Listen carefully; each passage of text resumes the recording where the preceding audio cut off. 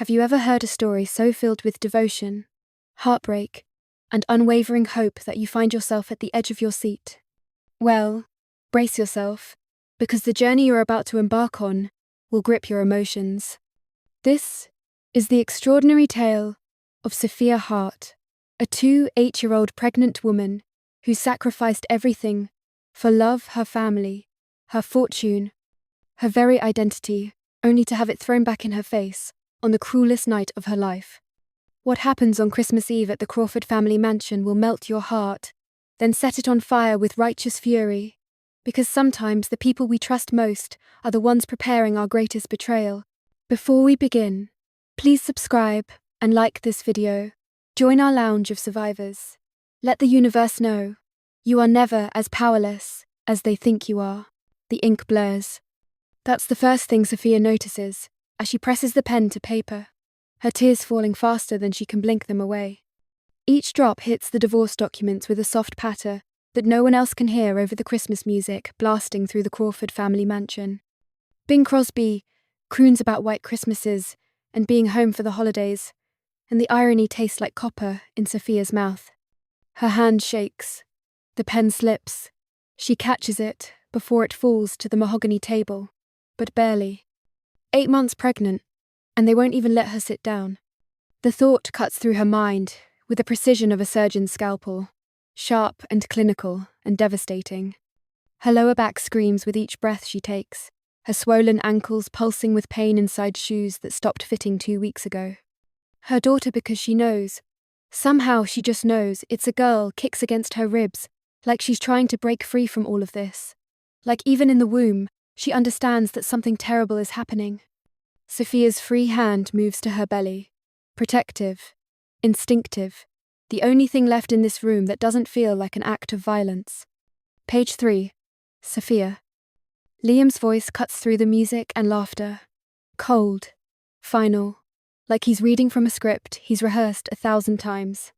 She looks up at him, her husband, the man she gave up everything for, and finds his face carefully blank, emotionless, the way he looked at architectural blueprints when he found a structural flaw that needed correcting. He's wearing the navy cashmere sweater she bought him last Christmas, the one she'd saved for 3 months to afford, back when she was still pretending to be just a substitute teacher on a modest salary, back when she thought he loved her for who she was, not what she could give him. The sweater looks expensive against his pale skin. It should. It cost $800. He has no idea she paid for it. Just like he has no idea she paid for everything else. Sophia signs page 3. Her maiden name Williams, the one she'd used to hide her identity, looks foreign on the paper, like a lie, which, she supposes, it always was. To her right, Amber Reeves laughs at something Liam's brother Julian says. The sound is bright and brittle, like crystal about to shatter. Amber's hand rests on her own pregnant belly, 6 months along with Liam's child, conceived while he was still sharing a bed with Sophia, still kissing her goodnight, still whispering promises about their future. Their future. The words taste like ash now. Amber catches Sophia looking and smiles. Not kind, not apologetic, triumphant. Her red dress hugs curves that haven't been stretched and broken by pregnancy yet, that still photograph well in the dim golden light of the Crawford family's Christmas party. She looks like she belongs here, among the crystal champagne flutes, and the designer decorations, and the people who measure their worth in square footage and social connections. Sophia looks down at her own outfit, a black maternity dress from Target, the fabric pilling at the seams, because she's worn it too many times. Cheap. Wrong. Everything about her is wrong here, has always been wrong here, and they've made sure she knows it. To freedom. Vanessa Crawford's voice rings out over the crowd, and Sophia's stomach drops. She doesn't need to look up to know what's happening, but she does anyway, some masochistic part of her needing to witness the full scope of this humiliation. Vanessa stands at the head of the living room, a champagne flute raised high above her head. She's wearing diamonds, real ones, probably a Christmas gift from her husband Adrian, and they catch the light from the 20-foot Christmas tree, like tiny fires. Her smile is wide and sharp and filled with something that looks almost like joy. To my son's freedom, Vanessa continues, her voice carrying over the sudden hush that's fallen over the party. from the gold-digging mistake who tried to trap him with a pregnancy. The room erupts. Laughter. Applause. Someone Sophia thinks it's Julian, but her vision is swimming now. Whistles like this is a victory worth celebrating. Like Sophia is a disease they've finally cured. Like her pain is entertainment. Glasses clink together in a toast. To her destruction. To her humiliation. To the moment they've been waiting for since the day Liam brought her home, and she didn't fit their image of what a Crawford wife should be. Sophia's phone buzzes on the table beside the divorce papers. Dad. The name flashes across the screen for the 17th time tonight, and Sophia's throat closes around a sob she refuses to let out. Not here, not in front of them. She's given them enough already: her dignity, her pride, her belief that love could exist without price tags and prenuptial agreements. She won't give them her complete breakdown. Not yet. Page 7, Sophia. Liam, again. Standing so close, she can smell his cologne. Tom Ford. The one that costs $300 a bottle. The one Amber probably bought him because Sophia didn't know men's cologne could cost that much until Vanessa made a pointed comment about it at Thanksgiving. Sophia signs page 7. Then 8. Then 9. Her wedding ring catches the Christmas lights with each movement, throwing tiny rainbows across the legal documents that are dissolving 3 years of her life. 3 years of believing she could have something real. Something untainted by the fortune she'd been born into and spent her whole adult life trying to escape. She'd been wrong. She'd been so catastrophically, devastatingly wrong. The last page blurs in front of her eyes. Final. Absolute. She presses the pen to paper, and her hand moves almost without her permission, signing away her marriage to a man who's already moved on, already replaced her, already erased her from his future, like she was nothing more than a rough draft. There. Her voice sounds strange even to her own ears. Hollow. Like something essential has been scooped out of her chest, and all that's left is the echo of where it used to be. She straightens slowly, her back screaming in protest. 8 months pregnant and standing for 45 minutes while signing divorce papers at a Christmas party. The absurdity of it hits her sideways, and she almost laughs. Almost. But the sound that tries to escape her throat is closer to a sob, so she swallows it down. Sophia slides her wedding ring off with shaking fingers. It's a simple band, they couldn't afford anything elaborate when they got married, or so Liam had said. She'd agreed. Relieved. Because simple meant real. Simple meant love without transaction. She'd been a fool. The ring lands on top of the signed divorce papers, with a soft click that somehow cuts through all the noise. Final. Done. I hope she makes you happy, Sophia whispers. And she's not even sure who she's talking to anymore. Liam? Amber? The universe that let her believe in fairy tales? For just a second, one flickering, impossible second, something crosses Liam's face. His jaw tightens. His eyes darken. He looks almost like the man she fell in love with 4 years ago at a hospital charity event. The man who sketched buildings on napkins and talked about designing homes for families who couldn't afford the big architectural firms. But then Amber calls his name from across the room, and whatever moment existed vanishes like smoke. Sophia gathers the signed papers with shaking hands. Her daughter kicks again, harder this time, and Sophia presses her palm flat against her belly. I'm sorry, she mouths to the life growing inside her. I'm so sorry. She turns toward the door, toward escape, toward anything that isn't this room full of people, celebrating her destruction like it's a spectator sport. Vanessa Crawford steps into her path. The woman is smaller than Sophia, barely 5'4", in her Louboutin heels, but she carries herself like a queen addressing a peasant. Her perfume is overpowering this close, some floral monstrosity that probably costs more per ounce than Sophia's monthly grocery budget. Her smile is sharp enough to draw blood. Before you go, Vanessa says, her voice low enough that only Sophia can hear her over the Christmas music and the continued laughter. I want you to know something. Sophia's hands tighten on the divorce papers. She doesn't respond. Can't respond. Her throat has closed completely. We've already told everyone in our circle about you, Vanessa continues, her eyes gleaming with satisfaction. About your gold-digging schemes. About how you tried to trap my son with a pregnancy. About how you're nothing but a cheap, desperate woman who thought she could marry up and live off our family's hard work. Each word lands like a physical blow. Sophia can feel them bruising her, marking her, leaving evidence of this moment that she'll carry for the rest of her life. So, good luck, Vanessa finishes, her smile widening. Finding another family stupid enough to take in a pregnant charity case like you. The room spins.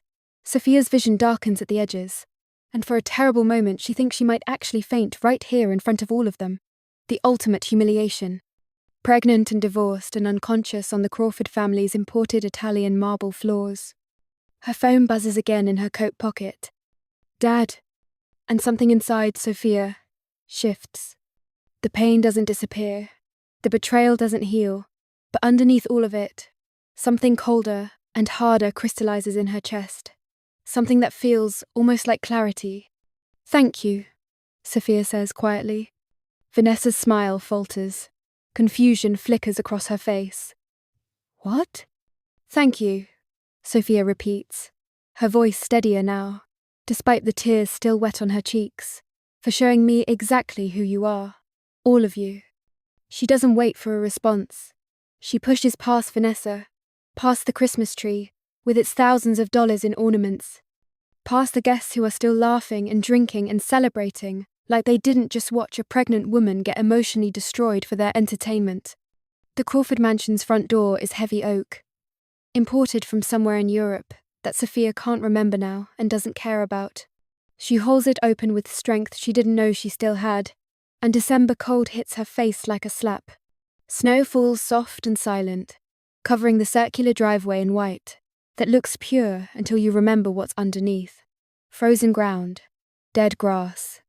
Nothing growing, nothing living, just dormancy pretending to be peace. Sophia walks to her car, a 2014 Honda Civic, with a dent in the passenger door that she's been meaning to fix for 2 years, and her legs shake with each step.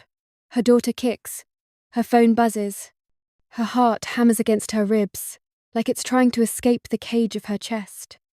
Her keys slip from her fingers and disappear into the snow. No, Sophia whispers, dropping to her knees without thinking, without remembering that she's 8 months pregnant and kneeling in snow is the kind of thing that can throw off your whole center of gravity. No, no, no. Her belly presses against her thighs as she bends forward, searching blindly through snow that's already soaking through her cheap tights. The cold burns. Everything burns. Her hands, her knees, her eyes, her heart. She finds the keys, tries to stand, can't. Her balance is wrong, her body is wrong, everything is wrong, and she's stuck here on her knees in the snow, outside the home of the people who just destroyed her, and she can't even stand up by herself. Sophia catches herself against the car with one hand, breathing hard, her tears freezing on her cheeks before they can fall. Inside the mansion, the Christmas party continues. She can hear the music, the laughter, the sound of people who have no idea what they've just done, who think she's nothing, who think they've won. Her phone buzzes again. 18 missed calls. Sophia pulls it from her pocket, with shaking, frozen hands. The screen blurs in front of her eyes, but she can still read the most recent text message. Sophia, please, I'm worried. Just tell me you're okay. She stares at those words, at the concern from the man she pushed away 3 years ago, because she was too proud, too stubborn, too convinced that she knew better. The man who warned her about Liam, about this family, about what would happen when they realized she wasn't going to give them access to her real world. Vincent Hart had seen it all coming, and Sophia had called him controlling and cut contact rather than admit he might be right. Her thumb hovers over his name. Her daughter kicks. The snow continues to fall. What does she even say? Hi, Dad. You were right about everything. And I'm currently on my knees in the snow outside my ex-husband's mansion, 8 months pregnant, and completely broken. Can you come get me? But then her daughter kicks again harder, insistent, like she's trying to tell Sophia something important, like she's reminding her that this isn't just about pride anymore. This is about survival. This is about what kind of mother Sophia wants to be. The kind who handles everything alone and suffers in silence. Or the kind who swallows her pride and asks for help when her daughter's future is on the line? Sophia presses call. The phone rings once. Her father's voice cracks as he answers. Sophia. Just her name. Just those 2 syllables. But they're filled with 3 years of worry and relief and love that Sophia didn't let herself remember, because remembering hurt too much. Dad, Sophia whispers. And then she can't say anything else because sobs take over. 3 years of loneliness and pain and betrayal pouring out of her in the Crawford family driveway. She cries for the girl who thought she could have a normal life. For the woman who believed love could exist without money complicating everything. For the mother who has to admit she failed at the one thing she was so sure she could do on her own. Tell me where you are. Her father's voice is steady. Sure. The voice of a man who's solved bigger problems than this. Who's built empires from nothing. Who's never once stopped loving his daughter, even when she stopped answering his calls. Tell me where you are, and I'll come get you. We'll fix this, Sophia. Whatever happened, we'll fix it. Sophia looks back at the Crawford mansion. At the windows blazing with Christmas lights. At the family inside, celebrating her exit, like it's the best gift they've ever received.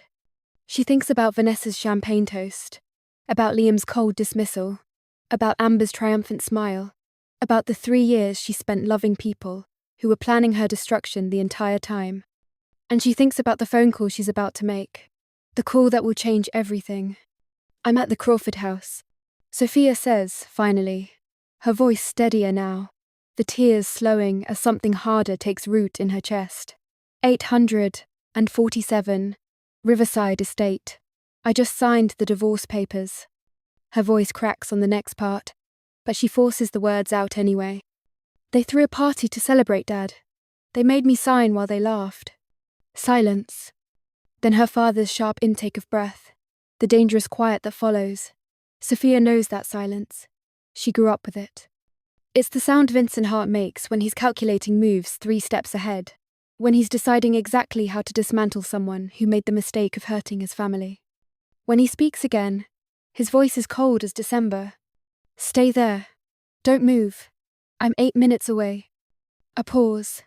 Then, softer, but no less lethal.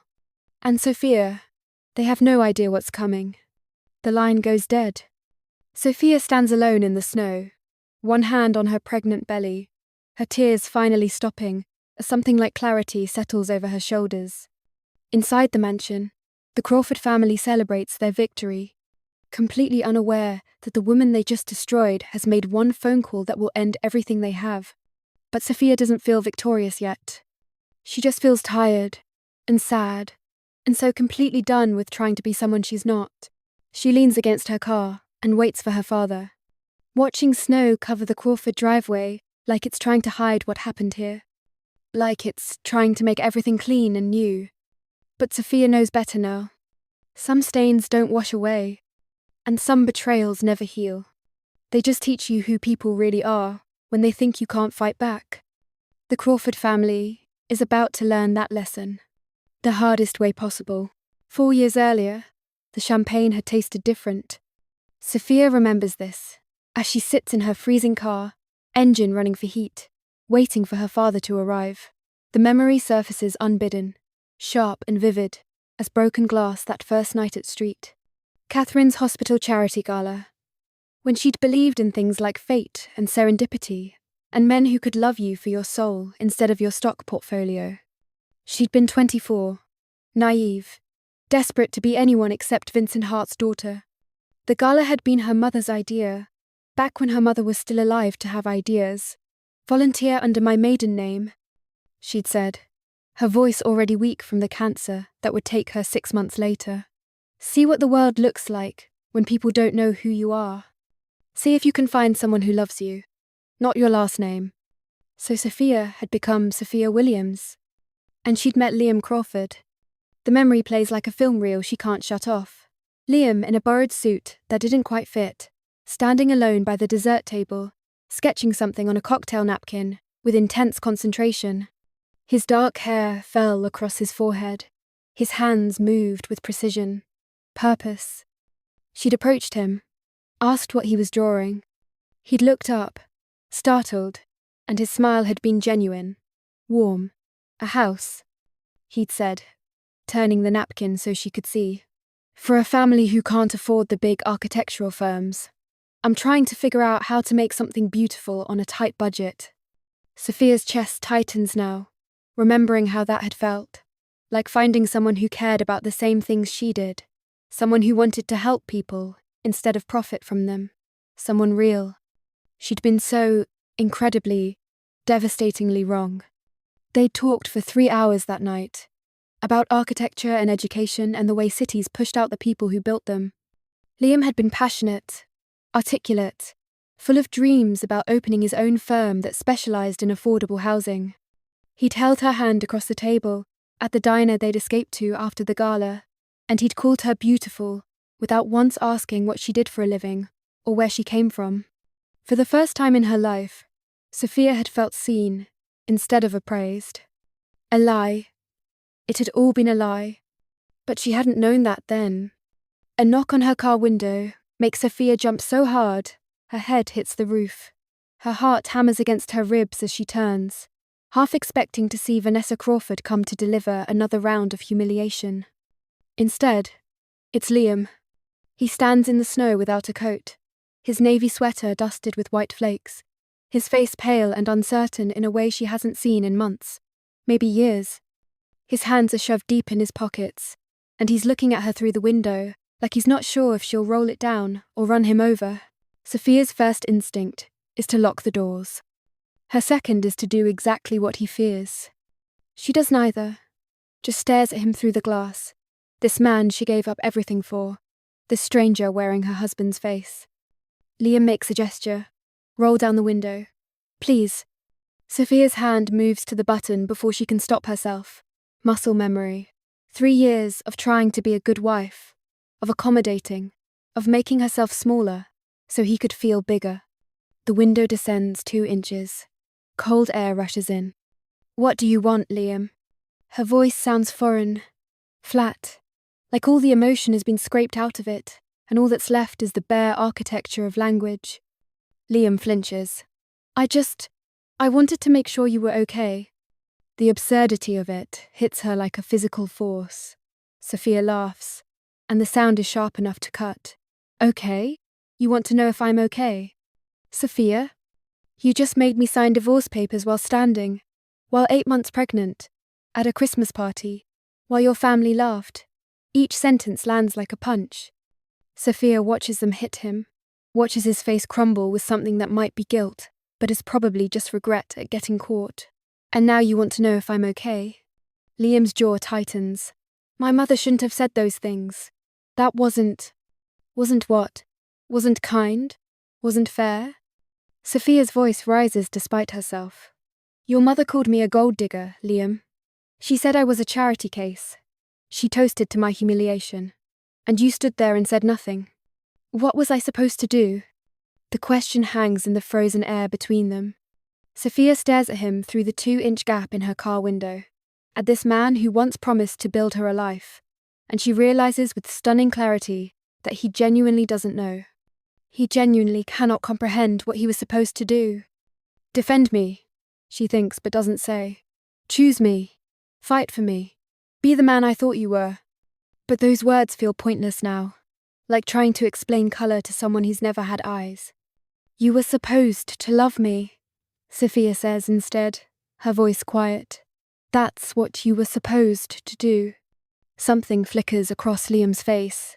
Pain? Regret? It's hard to tell, in the dim light from the mansion's Christmas decorations. He runs a hand through his hair, and snowflakes scatter from the dark strands like stars. I did love you, he says, and it almost sounds like he believes it. I do love you. This is it's complicated. Sophia, you don't understand the pressure I've been under. Complicated. Sophia tests the word on her tongue. It tastes bitter. Is that what we're calling it when you sleep with your assistant and get her pregnant while you're still married to me? That's not fair. Fair? The laugh that escapes Sophia's throat is jagged, broken. You want to talk about fair. You demanded a paternity test, Liam. You looked me in the eyes while I was 6 months pregnant with your daughter and accused me of trapping you. You made me prove she was yours. And now you're standing here in the snow, talking about what's fair? Liam's face flushes red. Whether from cold or shame, Sophia can't tell. Doesn't care. My mother. Your mother planted the seed. Sophia interrupts, her voice hard now. All the softness burned away by months of humiliation. But you watered it. You let it grow. You chose to believe I was some kind of con artist, instead of the woman who loved you enough to give up everything for you. You never gave up anything. The words explode out of Liam, sharp and defensive. You're a substitute teacher, Sophia. You drive a car from 2014. You shop at Target. What exactly did you sacrifice to be with me? And there it is. The truth hiding underneath all the gentle lies and careful pretenses. Liam doesn't think she's a gold digger because he thinks she's poor. He resents her because he thinks she is poor. Because in his mind, she's the one who married up. She's the one who got the better deal. And that reality has been eating at him since the day his architecture firm failed, and his pride couldn't handle his wife suggesting she help. Sophia feels something crack in her chest. The last fragile piece of hope she'd been carrying that, maybe, somehow, this had all been a terrible misunderstanding. You're right, she says quietly. I never gave up anything you could see. Liam's expression shifts. Confusion, replacing defensiveness. What's that supposed to mean?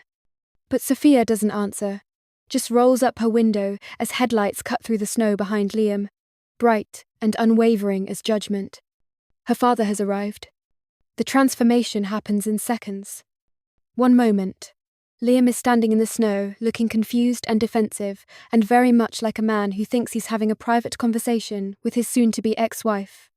The next, he's spinning around as 4 black SUVs glide up the Crawford family driveway with the silent precision of predators. They're not regular SUVs. Even Sophia can see that from inside her car. These are the kind of vehicles that diplomats use, that celebrities hide behind, that scream money and power and don't even think about approaching without an appointment. Each one is identical, glossy black paint that seems to absorb the Christmas lights instead of reflecting them, tinted windows so dark they look like mirrors, chrome that catches the snow and turns it into diamonds.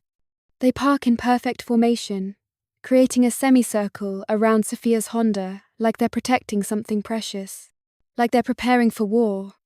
The rear door of the middle SUV opens, and Vincent Hart steps out into the December cold. Sophia's breath catches. She hasn't seen her father in person for 3 years. They've spoken on the phone, twice. Awkward, stilted conversations, where she pretended everything was fine, and he pretended to believe her. But she hasn't laid eyes on him since the day she told him she was marrying Liam Crawford, and he said, with the gentleness of a man delivering a terminal diagnosis, "Then I hope you're right about him." Sweetheart. Because I'm not. He looks exactly the same. Silver hair, perfectly styled despite the snow. Tall frame wrapped in a charcoal wool coat that probably costs more than Liam's yearly salary. Black leather gloves. Italian shoes that sink into snow without him seeming to notice or care. But it's his face that makes Sophia's chest tighten. The hard lines around his mouth. The way his eyes scan her car. Her face visible through the windshield, cataloguing every tear track, every bruise to her dignity, every hurt he's about to repay tenfold. He looks like vengeance in a $15,000 coat. Vincent walks straight toward her car without acknowledging Liam's existence. His movements are controlled, purposeful, like a man who's navigated hostile boardrooms and come out owning the company. Sophia fumbles with her door handle. Her hand shakes so badly, it takes 3 tries to get it open. Then she's stumbling out into the snow, 8 months pregnant and unbalanced, and so relieved to see her father that she almost collapses. Vincent catches her, his arms close around her carefully, mindful of her belly, his hand cradling the back of her head like she's still his little girl who scraped her knee on the playground instead of a grown woman whose heart just got shattered by people too blind to see what they had. "Let me see you," he says softly, pulling back just enough to tilt her face toward the light spilling from the mansion. His jaw tightens as he takes in her red eyes.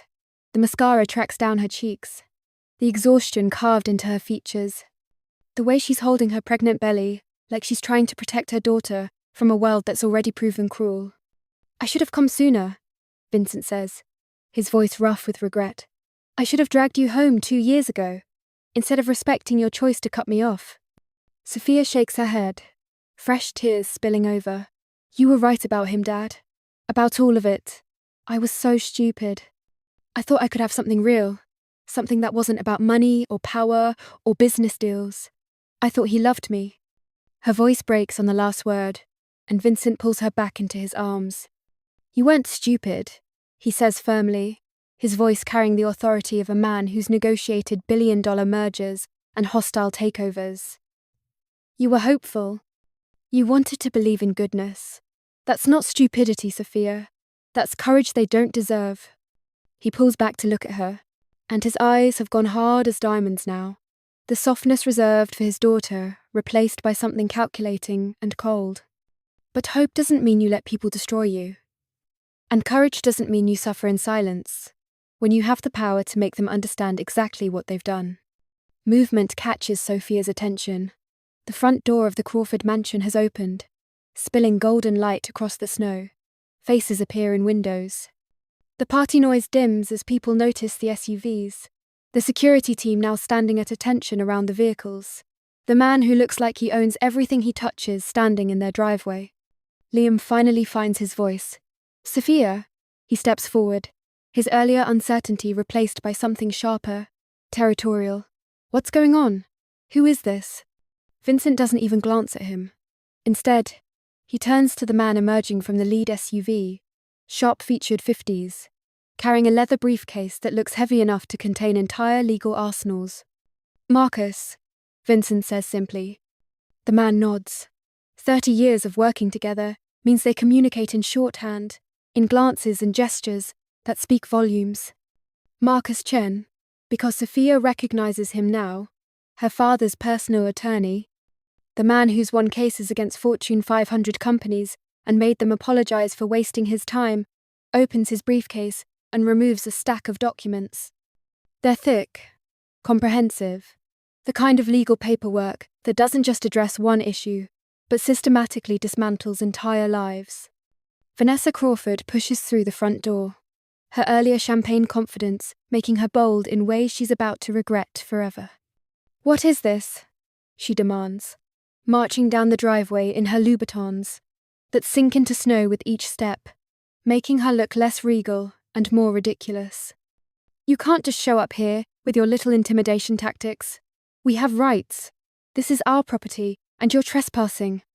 She stops short when she gets close enough to really see Vincent Hart. Close enough to notice the custom tailoring that costs more per suit than she spends on clothes in a year. The watch that could pay off her mortgage.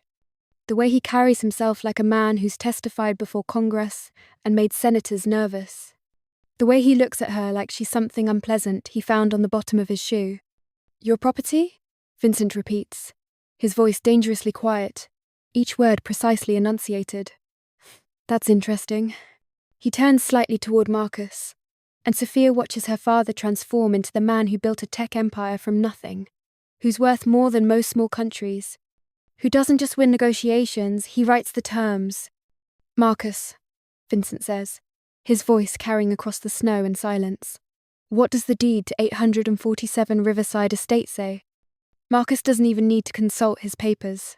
He's memorized this, probably has been waiting 3 years to deliver it.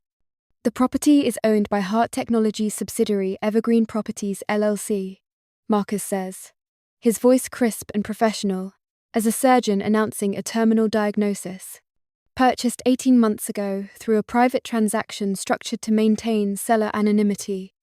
The current occupants are residing under a lease agreement that, as of, he checks his watch with deliberate precision, 9:47 p.m. tonight, has been terminated due to breach of contract. That's impossible, Vanessa says, but her voice wavers now, the confidence cracking like ice under pressure. We own this house. We've owned it for 20 years. We have the deed. You have a lease agreement you didn't read carefully enough, Marcus interrupts smoothly. Clause 17, subsection 3, specifically addresses hostile treatment of family members. The provision was added at Mr. Hart's insistence during negotiations. The previous owner thought it was merely eccentric. You apparently didn't think about it at all. Sophia's head spins. She's staring at the mansion, the house she's visited dozens of times, the place where she's endured countless humiliations, where she just signed away her marriage while standing because no one would offer her a chair. Her father owns it, has owned it for 18 months, which means he bought it right around the time Liam's architecture firm failed and the Crawford family started blaming Sophia for their financial stress. No, Vanessa whispers, her face draining of colour. No, that can't be. Hart Technologies, Liam says suddenly, his voice strange, hollow. He's staring at Vincent now, really looking at him for the first time, and Sophia can see the moment recognition hits.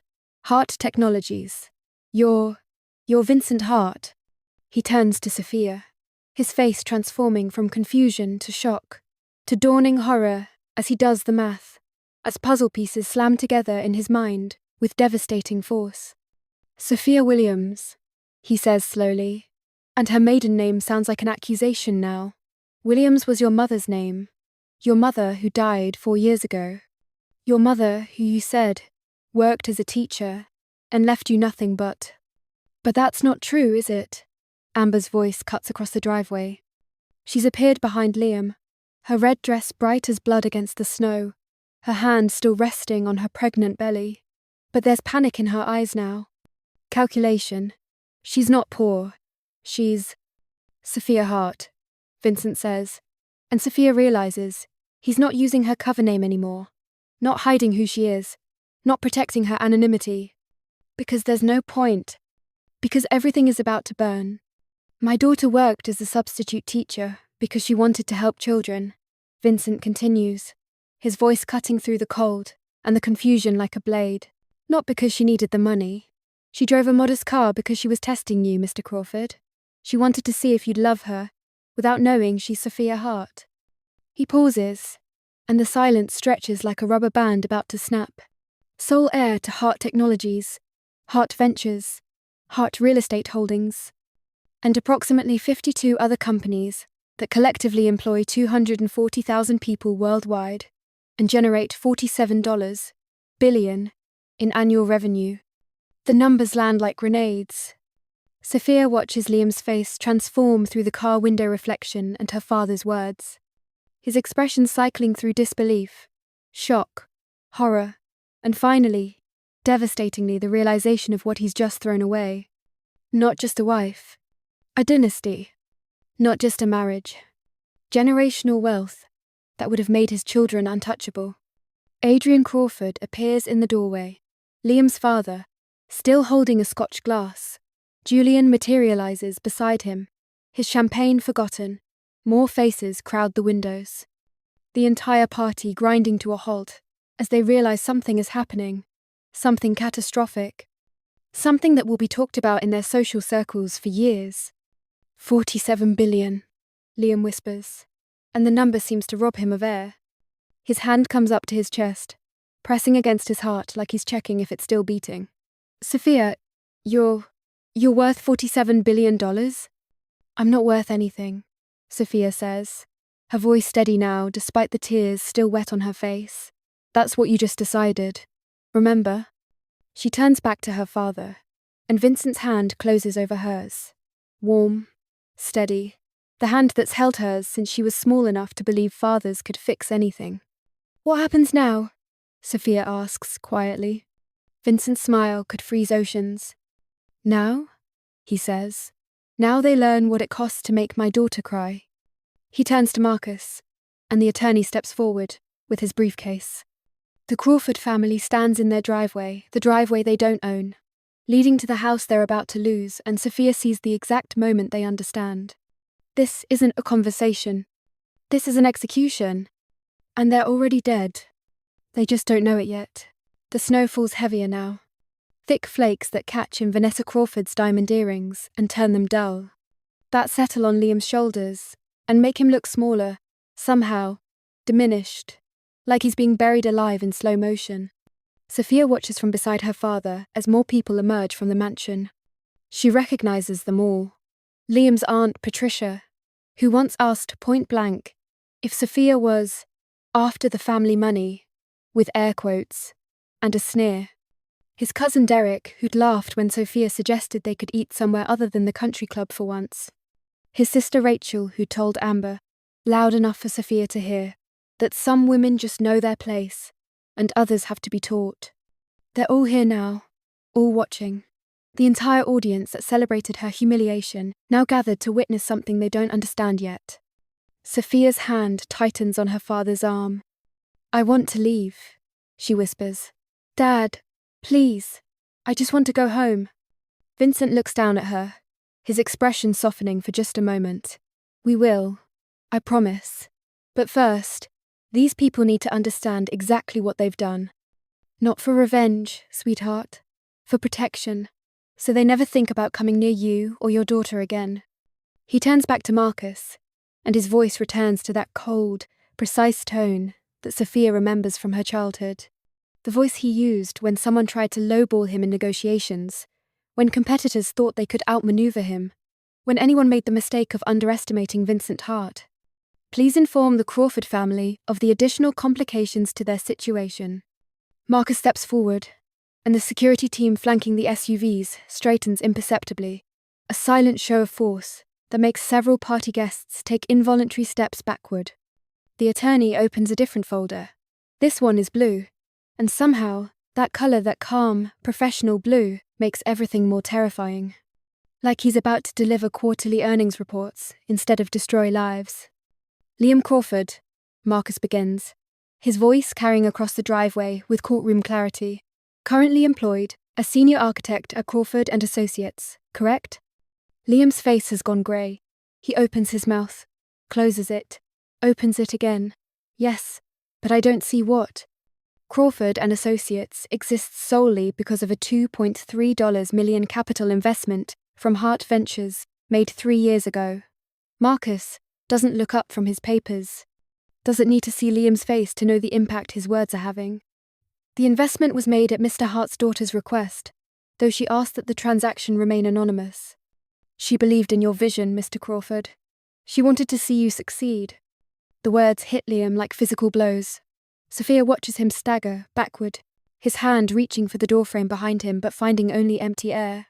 "The firm has been operating at a loss for 18 months, Marcus continues, merciless, sustained only by additional quarterly injections of capital that, unbeknownst to you, came from the same source, Mrs. Hart."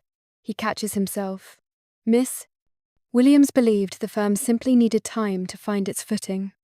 "No," Liam whispers. "No, that's not. We have other investors. We have—" "You have Hart Ventures," Marcus says flatly, "and as of tonight, that investment is being withdrawn. The firm will enter bankruptcy proceedings by Monday morning. All assets will be liquidated to pay outstanding debts, which currently total approximately $1.7 million. Liam's knees buckle. He actually goes down, catching himself on the front steps with both hands, and Sophia feels a sick twist in her stomach that might be satisfaction, or might just be grief for who she thought he was. "You can't do this," Adrian Crawford says, stepping forward with the false bravado of a man who's never faced real consequences. "That's my son's firm. That's his livelihood. You can't just destroy a man's career because you're angry." Vincent turns to look at Adrian for the first time, and the temperature seems to drop 10 degrees. "Your son destroyed his career the moment he forced my pregnant daughter to sign divorce papers while standing at a Christmas party," Vincent says, each word precisely placed, like chess pieces moving into checkmate. "I'm simply making sure the consequences match the action." He nods to Marcus. "Continue." "Vanessa Crawford," Marcus says, and Liam's mother flinches like she's been struck. "You serve on the board of St. Catherine's Children's Hospital, correct?" Vanessa's hand flies to her throat, touching the diamond necklace there like it's a talisman that might protect her. "I've been on that board for 15 years. You've been on that board because the Hart Foundation donates $500,000 annually to the hospital," Marcus interrupts. "A donation that was increased from $200,000 to $500,000 3 years ago, shortly after Miss Williams met your son at a hospital charity event. She was moved by the work street Catherine's does with low-income families. She wanted to help." The past tense hangs in the air like smoke. "Those donations cease immediately. Marcus continues. The Hart Foundation will redirect that funding to other institutions that better align with our values. Your board seat has been terminated effective tonight. The hospital's director has already been notified. Vanessa makes a sound like she's been punched. Her social standing, her entire identity for the past 15 years, gone in a single sentence. This is insane, she gasps, her hand pressed to her chest. You're destroying people's lives over a divorce. Over hurt feelings. This is over hurt feelings. Vincent's voice cuts through her protests, like a blade through silk. Is that what you think this is about? He takes a step toward Vanessa, and despite the 6 inches of height difference, despite her designer heels, she shrinks back. Let me be very clear about what this is about, Mrs. Crawford, Vincent says, his voice deadly quiet now. The kind of quiet that makes the security team tense, and Marcus grip his briefcase tighter. This is about you forcing my 8 months pregnant daughter to sign legal documents while standing because you couldn't be bothered to offer her a chair. This is about you raising a champagne glass to celebrate her pain. This is about you calling her a gold-digging charity case while she cried. Each sentence lands harder than the last. Vanessa's face cycles through red to white to a sickly grey. This is about you mocking a woman carrying your grandchild. Vincent continues. And that word grandchild makes Liam's head snap up from where he still half collapsed on the steps. This is about you being so blinded by your own prejudice and cruelty that you couldn't see what you had, what you were destroying, what you're about to lose forever. The baby, Liam says suddenly, his voice hollow and desperate. Dad, the baby, my baby, Sophia, the baby is mine. He's staring at Sophia now, really seeing her for the first time tonight. Seeing past the cheap maternity dress and the tear-stained face to the woman carrying his daughter. The daughter who would have been the Hart heir, who would have inherited empires and foundations and wealth beyond imagination. I took a paternity test, Liam continues, stumbling over his words in his rush to get them out. She's mine. The baby is mine, which means Sophia. That means my child is the heir to... Your child, Sophia says, her voice cutting through his panic with surgical precision, will carry the Hart name, not Crawford. The words stop Liam mid-sentence. His mouth hangs open, forming arguments that die before they reach his tongue. Your child will grow up knowing her grandfather loves her unconditionally, Sophia continues, and her voice is steady now, all the tears burned away by something harder. Something forged in the moment she signed those divorce papers while standing. But her father threw her away before she was even born. Her father was too busy with his mistress to value what he had. Sophia's hand moves to her belly. Protective. Final. Your child will have everything, Liam. The best schools. The best opportunities. Every door in the world open to her. Everything except you. The words destroy him. Sophia can see it happening in real time. Can see Liam Crawford, the man who sketched dreams on napkins, who talked about helping families afford homes, who promised her a life built on love instead of money, finally understanding what his pride cost him, what his mother's poison cost him, what his betrayal with Amber has taken from him forever. He's not crying. That would be too clean, too simple. Instead, he just sits on the steps with his hand pressed to his chest and his face grey as ash, looking like a man who just watched his entire future drive away. Because he did. Liam? Amber's voice cuts through the moment, high and panicked. She pushes forward, her red dress garish now in the harsh light from the SUVs.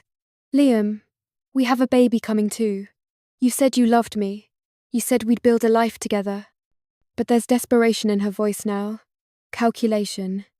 Because she's doing the same math everyone else is doing, and she's realizing that the man she thought was her ticket to a better life just became unemployed, homeless, and completely broke in the span of 5 minutes.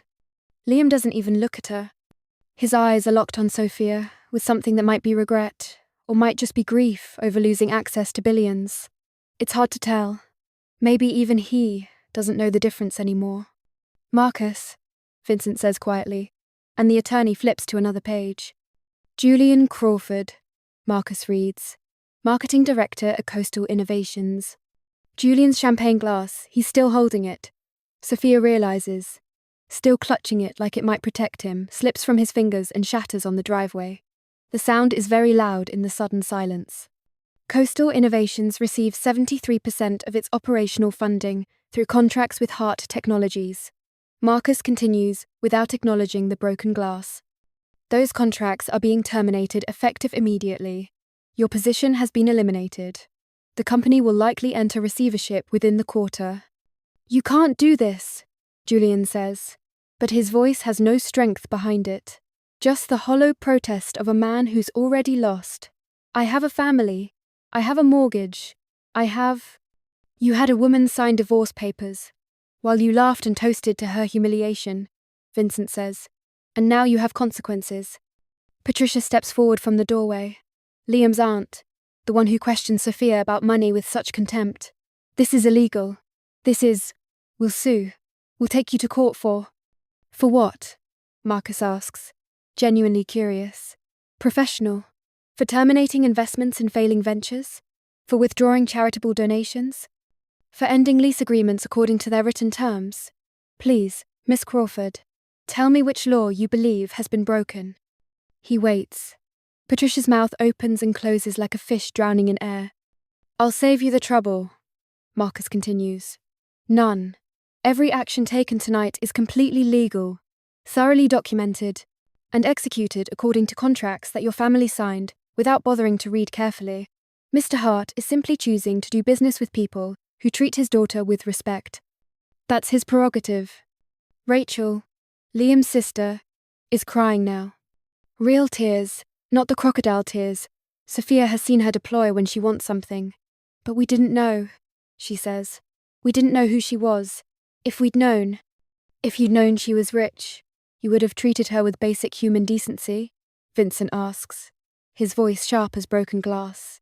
Is that really the defense you want to use? Rachel's face crumples. No answer exists that doesn't damn her. Sophia watches it all from beside her father, feeling distant somehow, disconnected, like she's watching a play instead of participating in her own life. The Crawford family is disintegrating in front of her, their entire world collapsing, like a house built on sand, and she feels nothing. No, not nothing. Tired.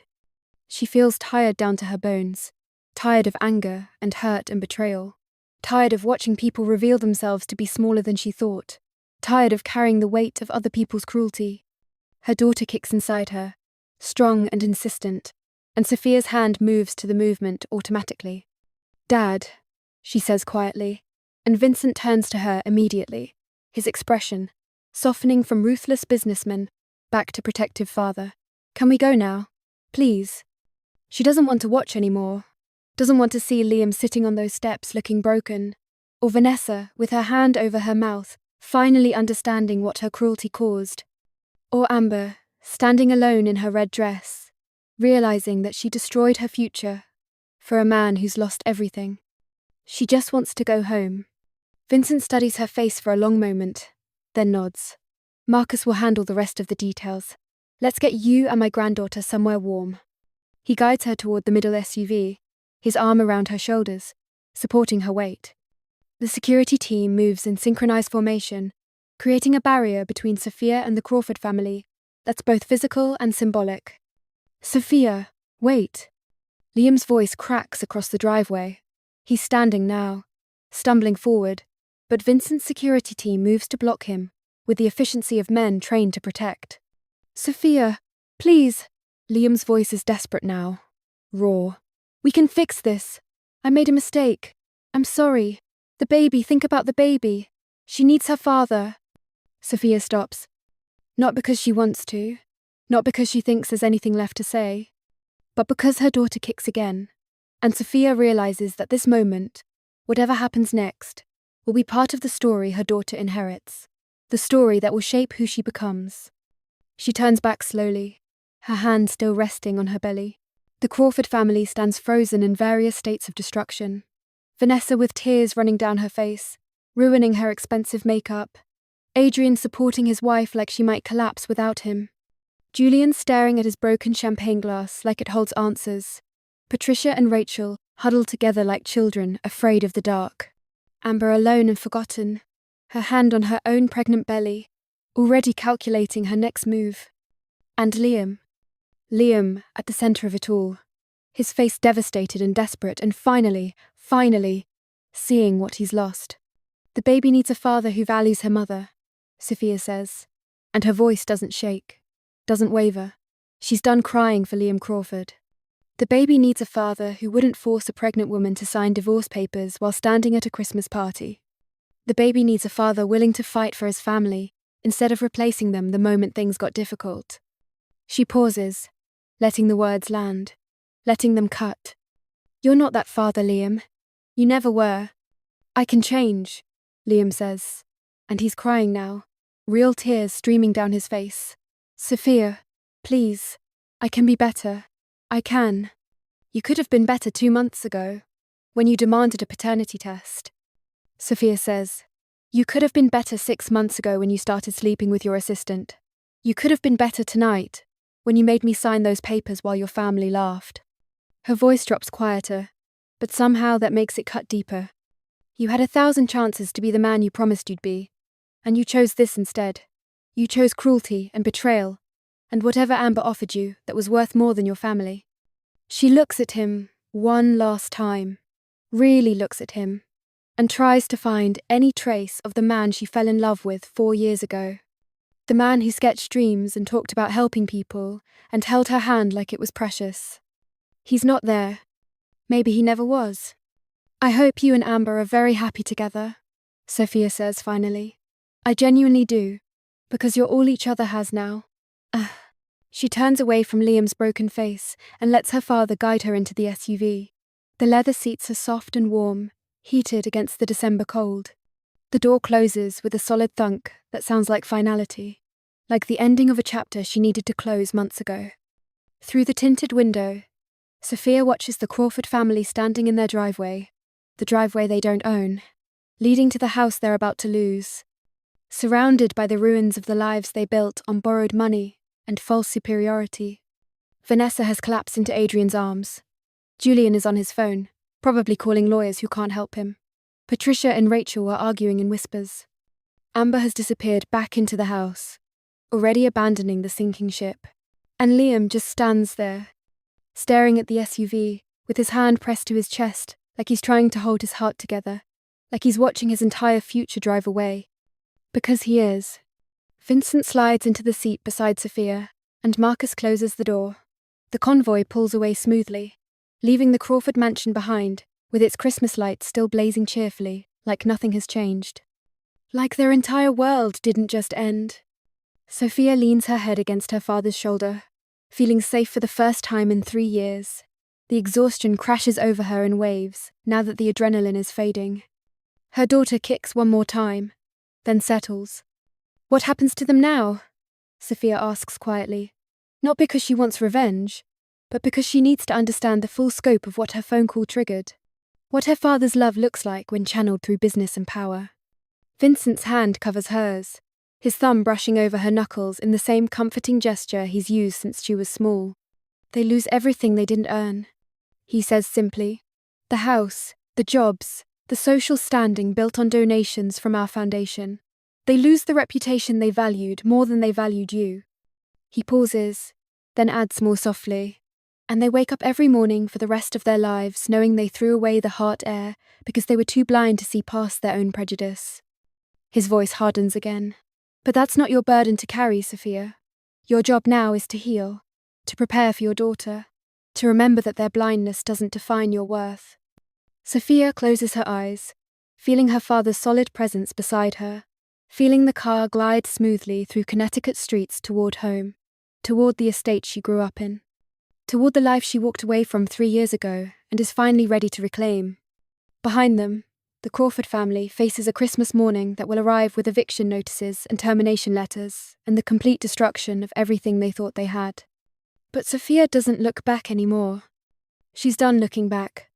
The SUV turns onto the highway, and through the window, Sophia watches snow cover everything in white, making it all look clean and new, hiding all the ugliness underneath. But Sophia knows better now. Some stains don't wash away. Some betrayals never heal. They just teach you who people really are when they think you can't fight back. The Crawford family just learned that lesson. And somewhere in the darkness behind them, Liam Crawford stands in the snow and finally understands what it cost to throw away something precious because you didn't recognize its value until it was gone. But understanding comes too late. It always does. The convoy drives on through the December night, carrying Sophia Hart home. And behind her, the ashes of her old life scatter in the wind like they were never real at all. 3 years earlier, the last conversation had ended badly. Sophia remembers this now as the SUV glides through streets that become increasingly familiar, each turn bringing her closer to a home she'd convinced herself she didn't need anymore. The memory surfaces sharp and clear, preserved in the amber of regret, her father standing in his study, his face carefully neutral as she told him she was marrying Liam Crawford. "I've had him investigated," Vincent had said, his voice gentle but firm. The tone he used when delivering bad news to board members. "He's marrying you for what he thinks you'll become, sweetheart, not for who you are." "You had him investigated?" Sophia's voice had risen, sharp with betrayal. "You spied on the man I love? You—" "I protected my daughter from a man who sees her as an opportunity." Vincent had opened a folder on his desk. Liam Crawford comes from a family with social aspirations they can't afford. His architecture firm is failing. He's $80,000 in debt. And 3 days after meeting you, he started researching Hart Technologies. He was being responsible, Sophia had argued, even as doubt crept into her chest. "He wanted to know about my life. He wanted to know about my money." Vincent's voice had remained steady. "Patient. The moment he realizes you're not giving him access to our world, he'll show you who he really is. And Sophia, I can't watch that happen to you."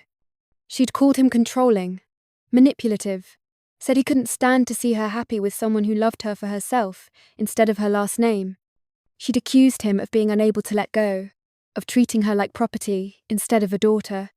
Vincent had taken it all without arguing, had let her say everything she needed to say. Then, quietly, "I hope you're right about him, sweetheart. Because if you're not, the door is always open. No matter what happens, no matter how long you're gone, I'll always come get you." Sophia had left that study and cut contact for 3 years. 3 years of proving she didn't need her father's money, or protection, or warnings. 3 years of being wrong. The SUV turns onto a private road, and Sophia opens her eyes. The Hart estate gates loom ahead, wrought iron and elegant stonework, the kind of entrance that speaks of old money and older power. Security lights activate as they approach, bathing everything in soft white light.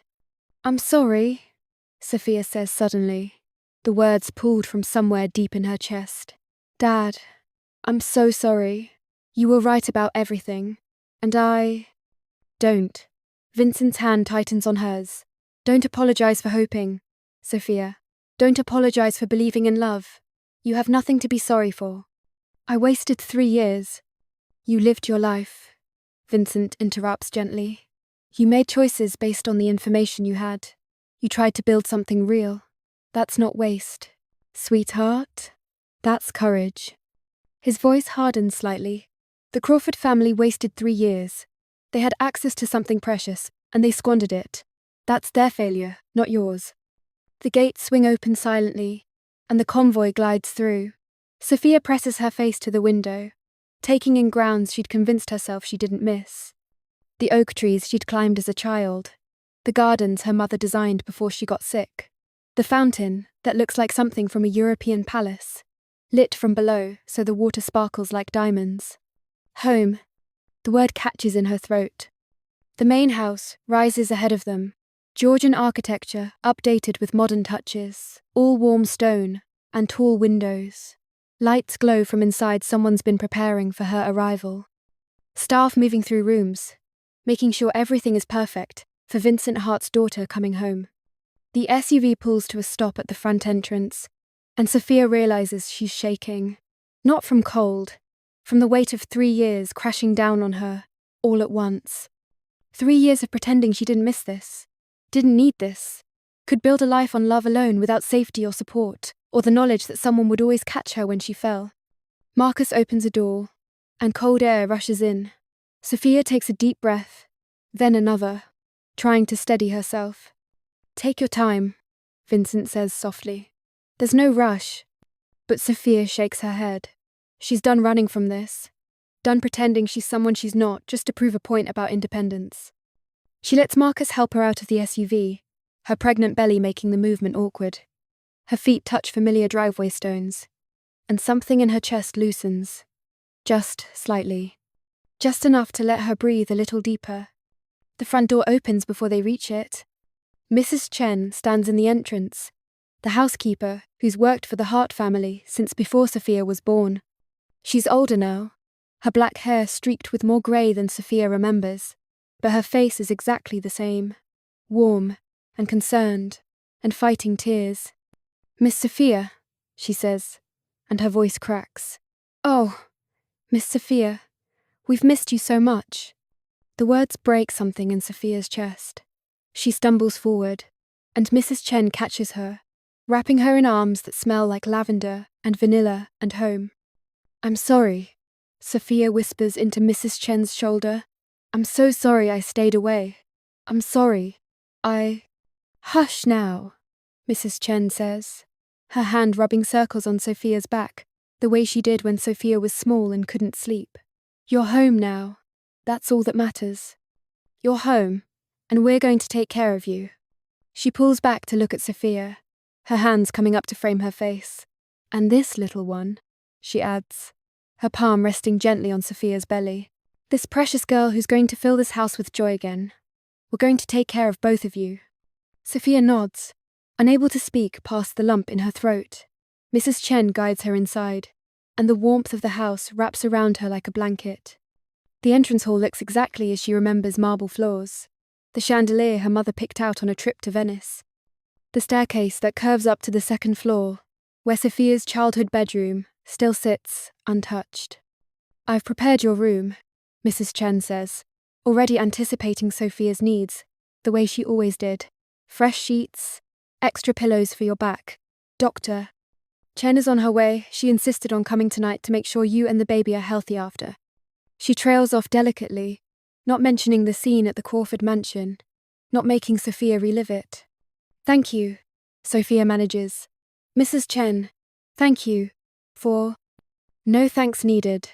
Mrs. Chen's voice is firm. "This is your home, Miss Sophia. It always has been. Now come, let's get you comfortable." Vincent appears at Sophia's elbow, his hand gentle on her back.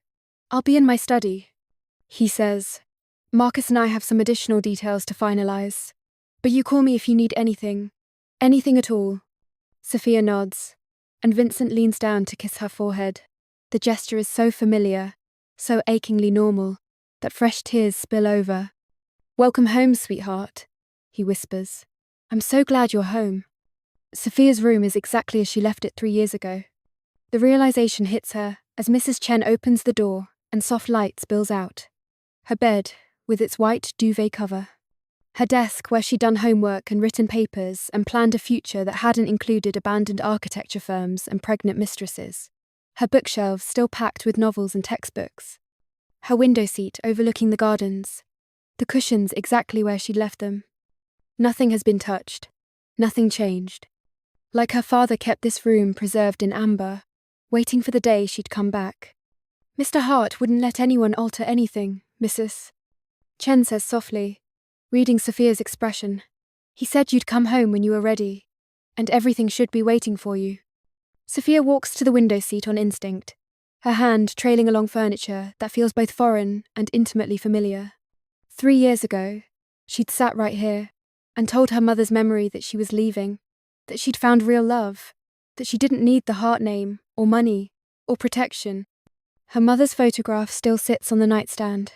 Catherine Hart, beautiful and elegant even in her final year, smiling at the camera like she knew secrets the rest of the world hadn't figured out yet.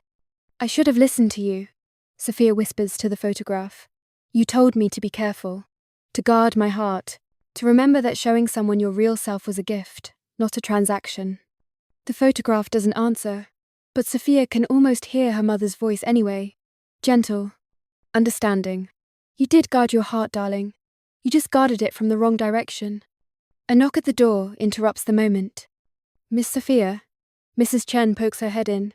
Dr. Chen is here. Dr. Jennifer Chen, no relation to Mrs. Chen, despite the shared surname, sweeps into the room with the efficient warmth of a physician who's known her patient since birth. She's younger than Mrs. Chen, early 50s, with sharp eyes that miss nothing, and hands that have delivered more babies than she can count. Sophia Hart, she says, setting down her medical bag with a gentle thunk. When your father called me 2 hours ago and said you were coming home, I may have cried. A little. Just a tiny bit. Despite everything, Sophia finds herself smiling. Hi, Dr. Chen. Hi yourself. Dr. Chen pulls a chair over and sits, her expression shifting from warm to professional. Now, tell me what happened tonight. All of it. I need to know if there's anything I should be worried about for you, or this baby. Sophia takes a breath and tells her. Not everything, not the full scope of her father's revenge, not the details of the Crawford family's destruction, but enough. The divorce papers.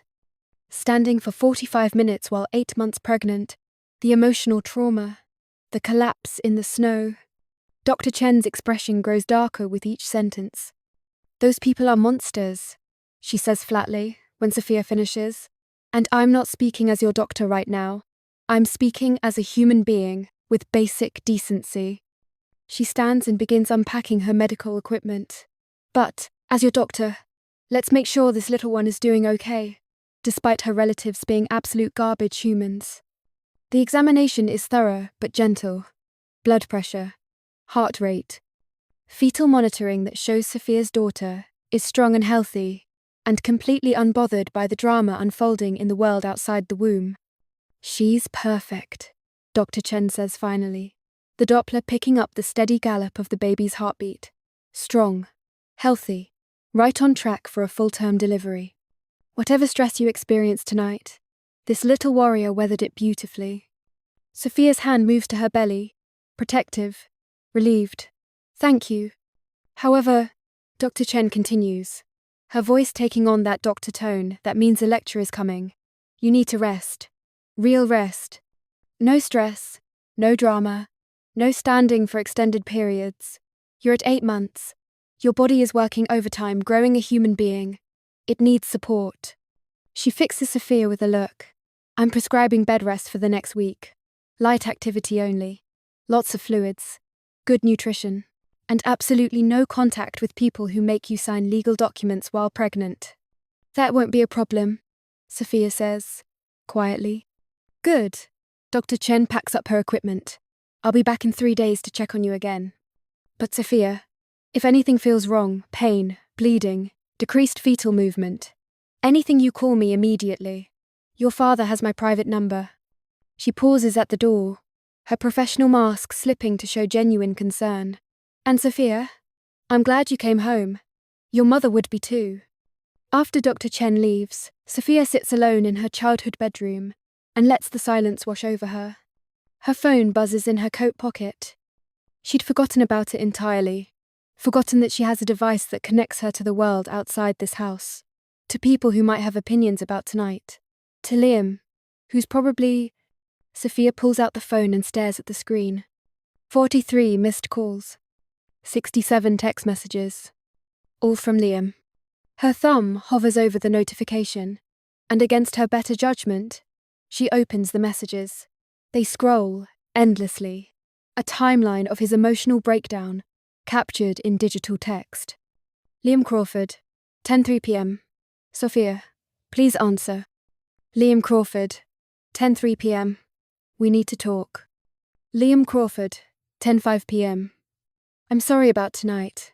My family went too far, but we can fix this. Liam Crawford, 10:12 p.m. Sophia, your father can't just destroy people's lives like this. Liam Crawford, 10:15 p.m. This is insane. Liam Crawford, 10:18 p.m. You're really Vincent Hart's daughter? Why didn't you tell me? Liam Crawford, 10:24 p.m. How could you lie to me for 3 years? Liam Crawford, 10:31 p.m. I just got a call from the firm's lawyer.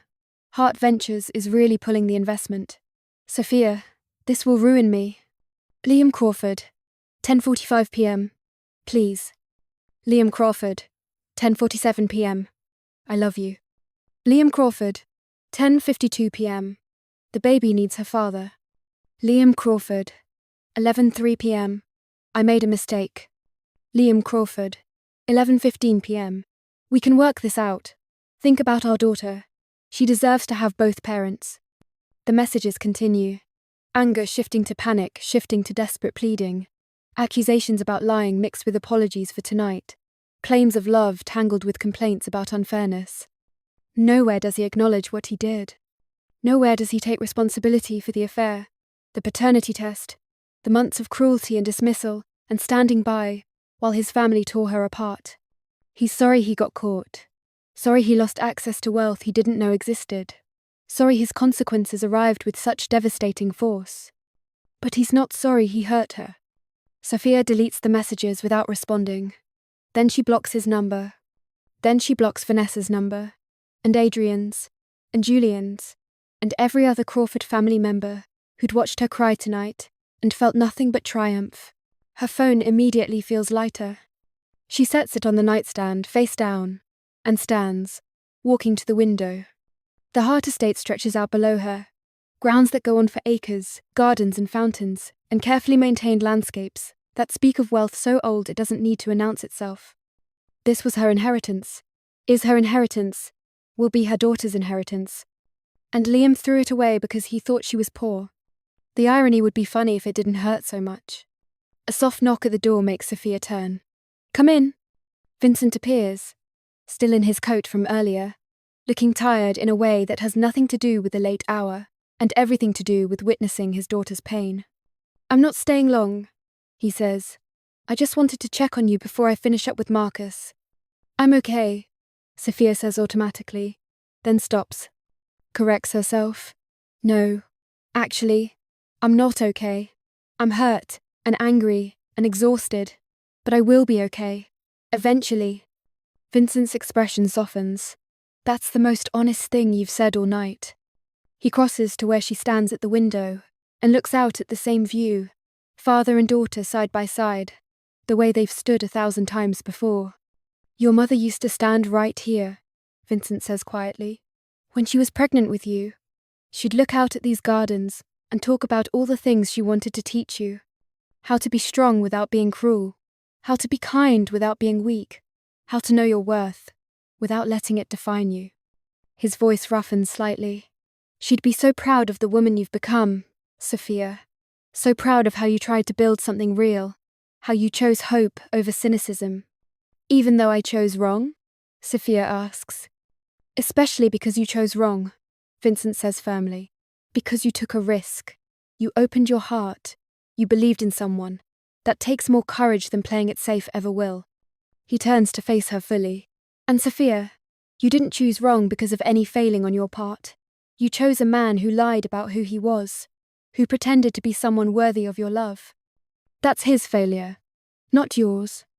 Sophia feels tears threatening again. She blinks them back, exhausted by her own emotions. What happens now? She asks. With the Crawford family. With everything. Vincent is quiet for a moment, choosing his words carefully. Marcus is finalizing the legal details. By Monday morning, every contract will be terminated, every donation cancelled, every connection severed. The Crawford family will have to rebuild their lives from nothing. And Liam? We'll learn what it costs to throw away something precious. Vincent's voice is cold again. Business mode. He'll spend the rest of his life knowing he had the world in his hands and crushed it because he couldn't see past his own pride. He pauses, then adds more gently. But that's not something you need to carry, sweetheart. Your job is to focus on yourself and your daughter. Let me handle the rest. Sophia nods. Too tired to argue. Too tired to think about Liam, or revenge, or consequences. She just wants to sleep. To close her eyes, and wake up in a world where tonight never happened.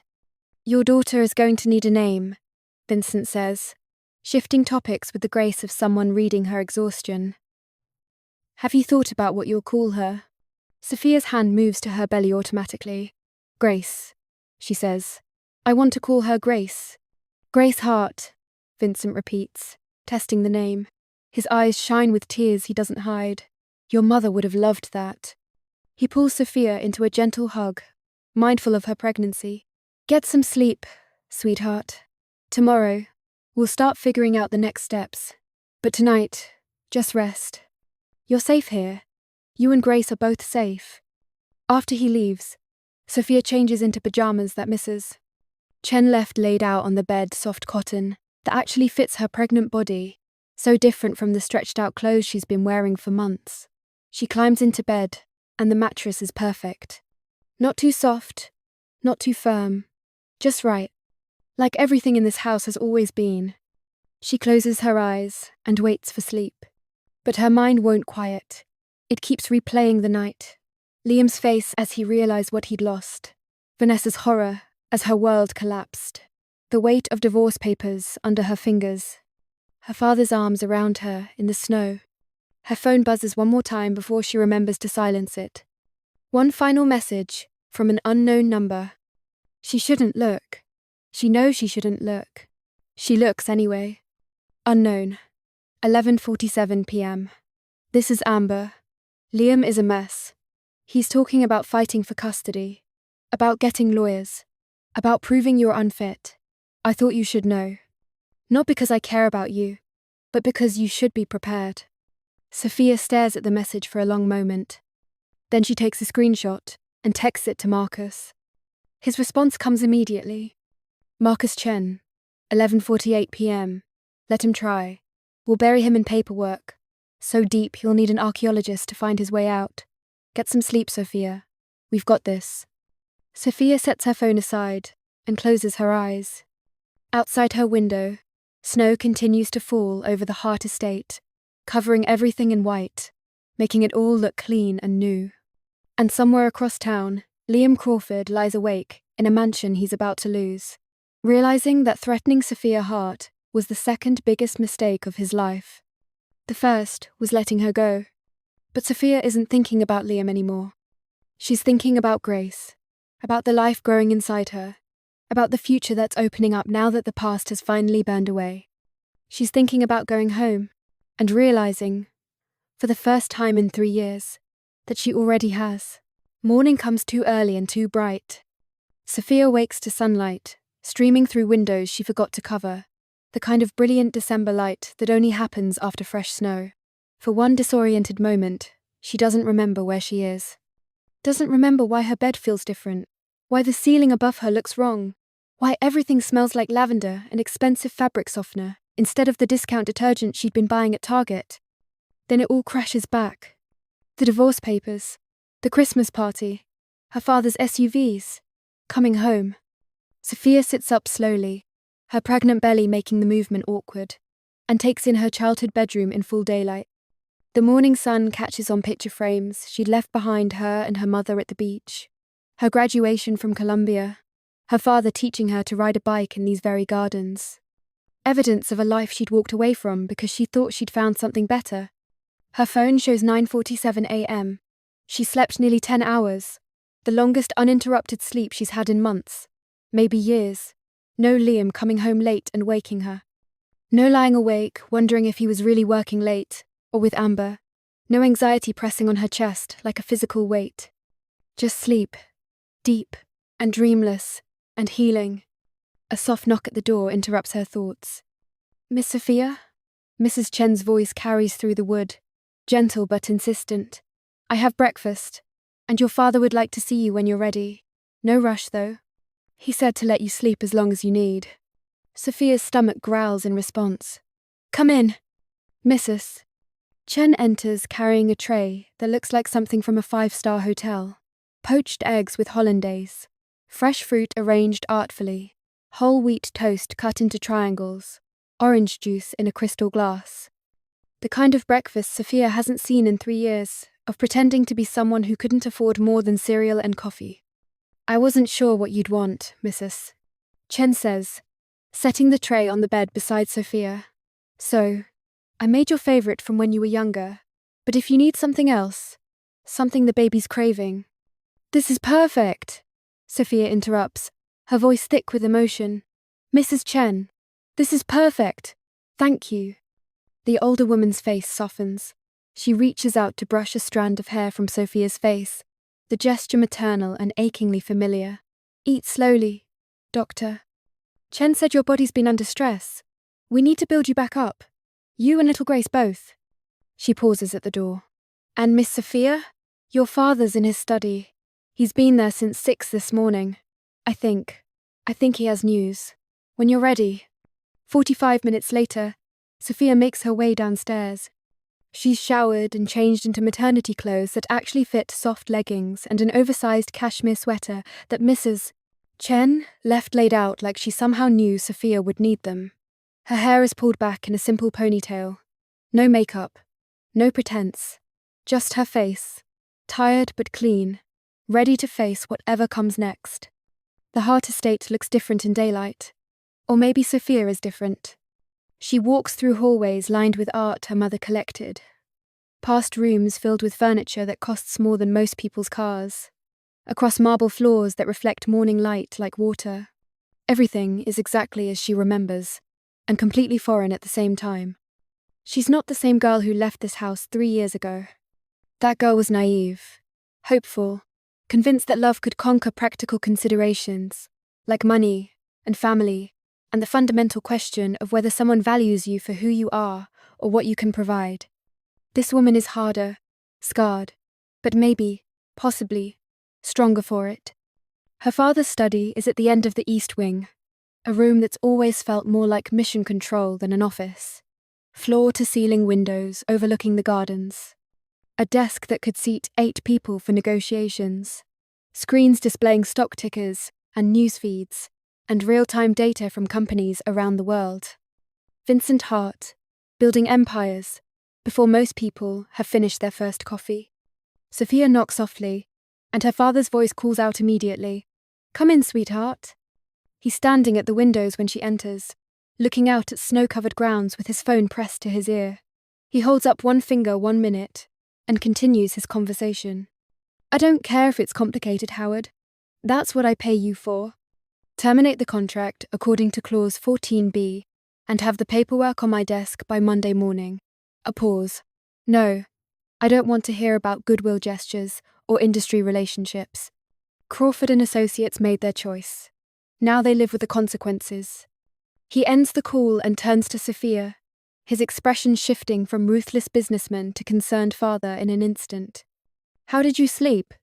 Better than I have in months, Sophia admits, crossing to sit in one of the leather chairs facing his desk. Her body sinks into cushions that probably cost more than her Honda. Mrs. Chen said, You have news? Vincent's jaw tightens. He moves to his desk and picks up a folder not blue like the one Marcus carried last night, but red. The colour makes Sophia's stomach drop even though she doesn't know why.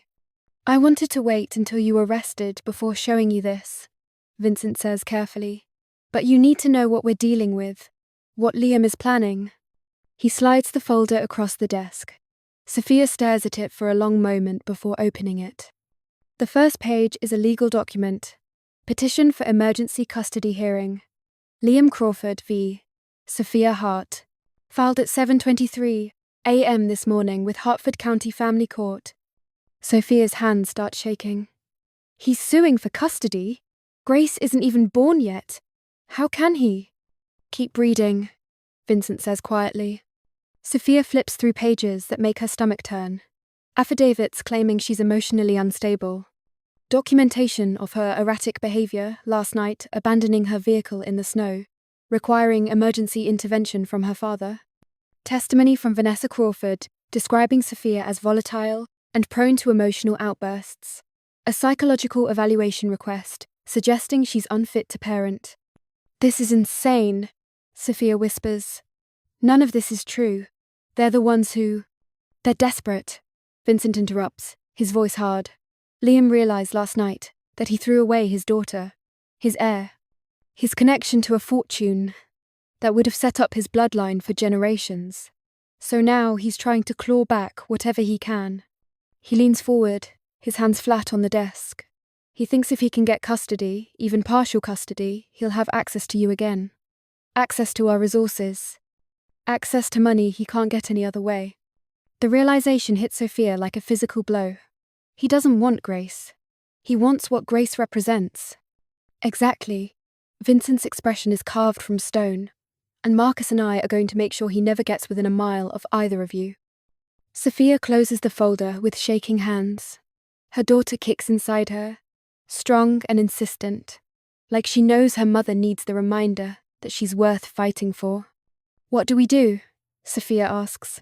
We bury him in documentation showing exactly who initiated this divorce and why, Vincent says, already shifting into strategy mode.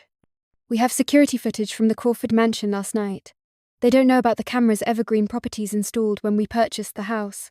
We have recordings of every vile thing Vanessa said. We have witnesses to Liam's affair. We have his demand for a paternity test documented by his own attorney. He taps another folder on his desk. And we have a comprehensive psychological evaluation of you, completed by Dr. Jennifer Chen this morning at 6 a.m., declaring you emotionally stable, mentally competent, and an excellent candidate for motherhood, despite experiencing acute stress from marital betrayal. Sophia blinks. Dr. Chen was here at 6 a.m. She was happy to come, Vincent says. She's known you since you were born, Sophia. She's not going to let some desperate ex-husband weaponize the legal system against you. He stands and moves around the desk to sit in the chair beside Sophia instead of across from her. The gesture is deliberate. They're not negotiating. They're family. But Sophia, I need you to understand something, Vincent says, his voice gentler now. This is going to get ugly. Liam is going to throw everything he can at you. Lies, accusations, manipulations. He's going to try to paint you as the villain in this story, because it's the only card he has left to play. I can handle it, Sophia says, but her voice wavers slightly. I know you can, Vincent agrees, but you shouldn't have to. So, I'm going to ask you something, and I want you to think carefully before answering. He reaches out and takes her hand. Do you want me to make this go away? Completely. I can have Marcus file a countersuit so comprehensive that Liam's lawyer will advise him to withdraw everything just to avoid the discovery process. I can make it so he never dares to say your name again, let alone fight for custody. The offer hangs in the air between them, tempting, seductive, the promise of her father's power solving all her problems with one phone call. But Sophia thinks about Grace, about the story her daughter will inherit, about what kind of woman she wants her daughter to see when she looks at her mother's example. No, Sophia says finally. Not yet. Let him file his petition. Let him try to prove I'm unfit. Because when he fails, and he will fail, Dad, I want him to know he lost, because the truth matters, not because you destroyed him financially. Vincent studies her face for a long moment, and something like pride flickers in his eyes. Your mother would say exactly that. Then Mum raised me right, Sophia says. A knock at the study door interrupts the moment. Mrs. Chen appears, looking flustered, in a way Sophia has never seen her. Mr. Hart, I'm sorry to interrupt, but there are reporters at the front gate. Sophia's stomach drops. Reporters? 6 news vans, Mrs. Chen says, wringing her hands. They're asking about the Crawford family situation, about the terminated contracts and cancelled donations. Someone leaked the story to the press, and now they want statements. Vincent's expression darkens. He pulls out his phone and makes a call, not bothering with pleasantries. Howard, did you leak the Crawford situation to the press? A pause. Then Vincent's voice drops to something dangerous. Then find out who did. I want names by noon. And Howard? When I say I want something handled discreetly, that means no press. Ever. This is your one warning. He ends the call and turns to Sophia. This is Liam's doing. Or more likely, Vanessa's. They're trying to control the narrative. Paint themselves as victims of a vindictive billionaire, instead of people who destroyed their own lives through cruelty. What do we do? Sophia asks. Nothing, Vincent says firmly. We don't engage. We don't comment. We let them scream into the void while we focus on the custody hearing. Marcus is already preparing a media strategy. But for now, you stay inside these walls where they can't reach you. He stands and offers Sophia his hand. Come on, I want to show you something. Vincent leads Sophia through the house to a wing she doesn't remember visiting often as a child. The east corridor, where guest suites and extra rooms sit mostly unused, except during the rare occasions when the Harts entertained. He stops at a door Sophia doesn't recognize, and turns to her with an expression that's almost nervous, almost vulnerable. "I started working on this about 2 months ago," he says quietly, "after you finally answered one of my calls, after I heard your voice and realized you sounded tired, lost. I knew you'd come home eventually. I just didn't know when." He opens the door. Sophia gasps. It's a nursery. Not just any nursery, but a masterpiece of design and comfort and love. Soft yellow walls, the same shade Sophia mentioned once, years ago, saying it would be perfect for a baby's room. White furniture with delicate carved details. A rocking chair positioned by windows overlooking the gardens. Shelves, already stocked with books and toys. A mobile hanging above the crib with tiny stars that catch the light and scatter it like diamonds. Everything a baby could need. Everything Grace will need. But it's the details that make Sophia's throat close. The photographs framed on the walls. Sophia as a baby, her mother pregnant with her. Family moments captured and preserved. A blanket draped over the rocking chair that Sophia recognizes as the one her mother crocheted before she got too sick to hold the needles. A music box on the dresser that plays the lullaby Catherine Hart used to sing. "You did this for Grace," Sophia whispers. "I did this for both of you," Vincent corrects gently. "I wanted you to know that when you came home, when you were ready, there would be a place here for your daughter, for my granddaughter. That she'd be welcomed and wanted and loved from the moment she arrived." He walks to the crib and runs his hand along the railing. "I know you're planning to use your old room for now. That's fine. But when Grace is born, when you need more space, this is here, waiting, for as long as you need it." Sophia moves to the window seat, because of course there's a window seat. Her father remembered she loves window seats, and sinks onto cushions that are somehow the exact right firmness. "I don't deserve this," she says quietly. "I cut you off for 3 years, Dad. I chose Liam over you. I threw away our relationship because I was too proud to admit you might be right about anything." Vincent sits beside her, the window seat somehow big enough for both of them despite her pregnant belly. "Sophia, you don't earn a father's love," he says firmly. "You don't have to deserve it. It's not conditional on making perfect choices, or never hurting me, or always agreeing with my decisions." His voice roughened slightly. "You're my daughter. You could disappear for 30 years, and I'd still be here, waiting, hoping you'd come home. That's what parents do. That's what love means." Sophia leans her head against her father's shoulder, feeling tears slip down her cheeks for what feels like the 100th time in 24 hours. But these are different. Not tears of pain, or betrayal, or loss. Tears of relief, of coming home, of realizing that some love really is unconditional. "Thank you," she whispers, "for not giving up on me, for coming to get me last night, for this room, for everything." Vincent's arm comes around her shoulders, careful of her belly. "Always, sweetheart, always." They sit together, in the nursery, watching snow fall outside the window. And for the first time in 3 years, Sophia feels something close to peace. Her phone buzzes in her pocket. She almost ignores it, but Vincent gestures for her to check. Might be important. It's a text from Marcus. Marcus Chen, 10:34 a.m. Liam's custody petition hearing is scheduled for next Friday. Judge Maria Hernandez presiding. She's fair but no nonsense. We'll be ready. But Sophia, you need to prepare yourself. They're going to try to break you on the stand. Don't let them. Sophia shows her father the message. Vincent reads it, his expression hardening. "Judge Hernandez is good news," he says. "She doesn't tolerate games. But Marcus is right. Liam's lawyer is going to come at you hard. They'll bring up everything the way you hid your identity, the decision to cut off your family, anything they can twist to make you look unstable or deceptive." "So what do I do?" Sophia asks. "You tell the truth," Vincent says simply. "You explain why you wanted to find love without money complicating it. You describe what the Crawford family put you through. You show the judge who you really are, a woman who chose hope, who tried to build something real, who survived betrayal and came out stronger." He turns to face her fully. And Sophia, you remember that you're not on trial. Liam is.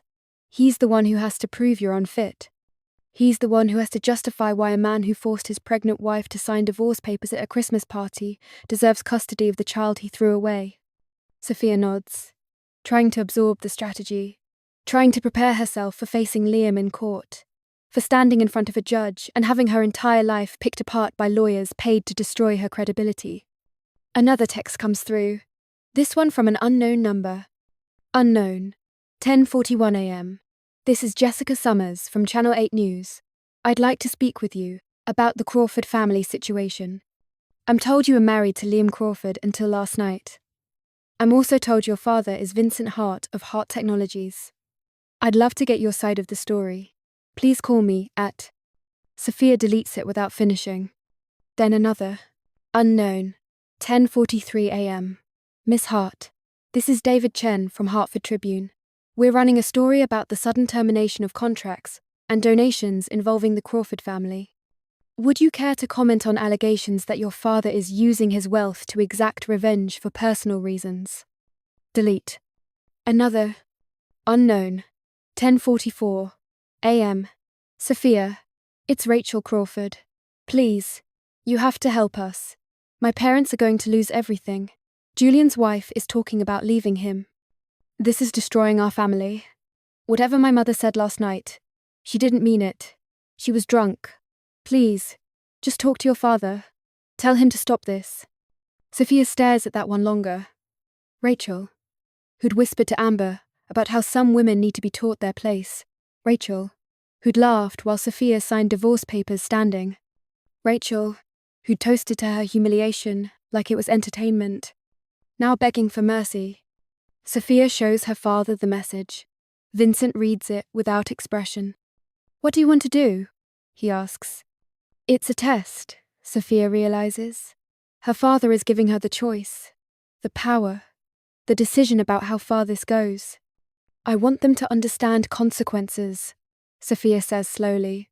I want them to know that cruelty costs something, that you can't destroy people without it destroying you back. She pauses, her hand moving to her belly, to Grace. But I don't want revenge to consume me. I don't want to become the kind of person who inflicts pain just because I can. So, she takes a breath. Do what you said you'd do. Follow through on the terminations and cancellations. Let them lose what they built on borrowed status. But Dad, don't hunt them. Don't make it worse than it needs to be. Just let them go. Vincent studies her face for a long moment. Then he nods. Mercy with boundaries, he says. Your mother would be proud. He stands and offers Sophia his hand. Come on. Mrs. Chen is making lunch, and I believe she mentioned something about that chocolate cake you used to love. Doctor's orders you need to eat for two. Sophia lets him pull her up, and they walk back through the house together, father and daughter, preparing for battle while trying to find peace. Outside the estate gates, reporters continue to gather. News fans multiply. The story spreads across social media, hashtags trend, hot takes proliferate, people who've never met Sophia or Liam or the Crawford family offer opinions about who's right and who's wrong and who deserves what. But inside these walls, Sophia is safe. Grace is safe. And for now, that's enough. The custody hearing is 7 days away. 7 days to prepare, to strengthen, to remember who she is beyond the pain Liam inflicted. 7 days until she walks into a courtroom and fights for her daughter's future. Sophia looks at the nursery one more time before they leave, at the room her father built, out of hope and love, at the space waiting for Grace to fill it with life. We're going to be okay, she whispers to her unborn daughter. Whatever happens in court, whatever Liam tries to do, we're going to be okay, because we have something he never did. Grace kicks in response, and Sophia smiles. Exactly, she says. We have family. Sophia Hart walked into the Crawford mansion as a burden, but she left as the sole heir to a $47 billion empire. For 3 years, she chose love over status, only to be met with a betrayal that culminated in a freezing driveway on Christmas Eve. But the janitor's daughter is gone. In her place stands a woman backed by the full, lethal weight of the Hart dynasty. As Sophia sits in the nursery her father built out of hope, she realizes that the war is only just beginning. Liam Crawford has filed for emergency custody, not out of love for his daughter, but out of a desperate greed for the fortune he accidentally threw away. Will the truth prevail in a system that often favors the highest bidder? Or will Liam's lies tear Sophia away from the only thing she has left to protect? We are only halfway through this journey of justice. Click the link in the description for part 2, where the walls of the courtroom become the gallows for the Crawford family. Subscribe and like to ensure you never miss a moment of the lounge.